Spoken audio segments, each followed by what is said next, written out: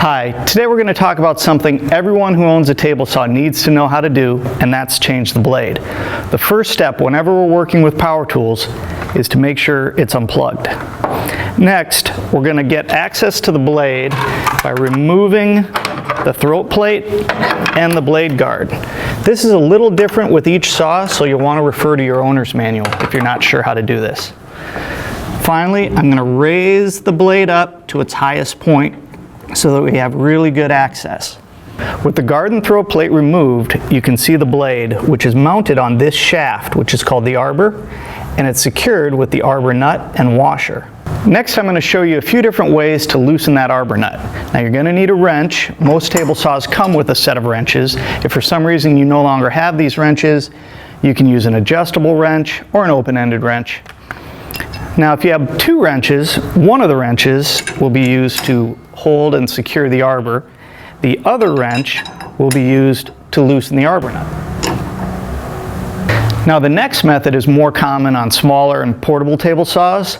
It's when the saw has a feature called an arbor lock, and that would be a small lever located near the arbor that locks the arbor in place, and then you'd loosen the nut with a wrench. The third method of loosening the arbor nut is to use an accessory like this Bench Dog Blade Loc. What this does is holds the blade in place, protects your hand, so that you can then loosen the nut with a wrench.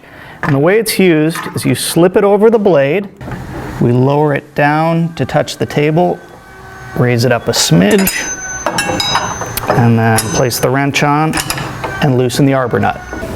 One final method is to use a wrench and a block of wood. You simply wedge the block of wood up against the blade, that secures it from spinning, and then loosen the nut with a wrench. A sort of clever variation of this is to lower the blade down so the teeth are just above the tabletop height. Place the wrench on and let it rest on the back side of the opening.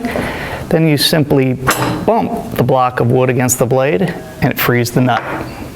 Now with the nut free, I simply loosen it with my fingers.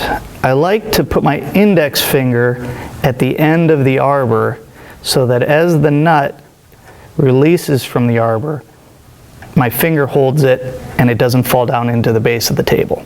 Now with the nut free, all that's left to do is remove the washer, take off the old blade, install the new blade, making sure that the teeth are pointing towards you, not away from you,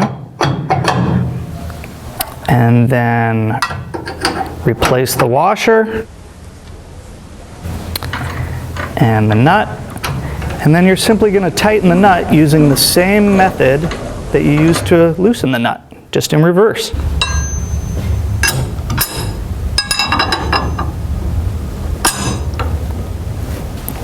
There, with our new blade installed, all that's left to do is replace our guard system,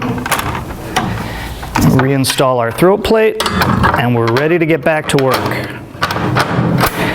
You know, choosing the right blade for the application and making sure it's a sharp blade are two of the keys to having great results. I hope this video about changing table saw blades has been helpful to you and that you continue to enjoy woodworking.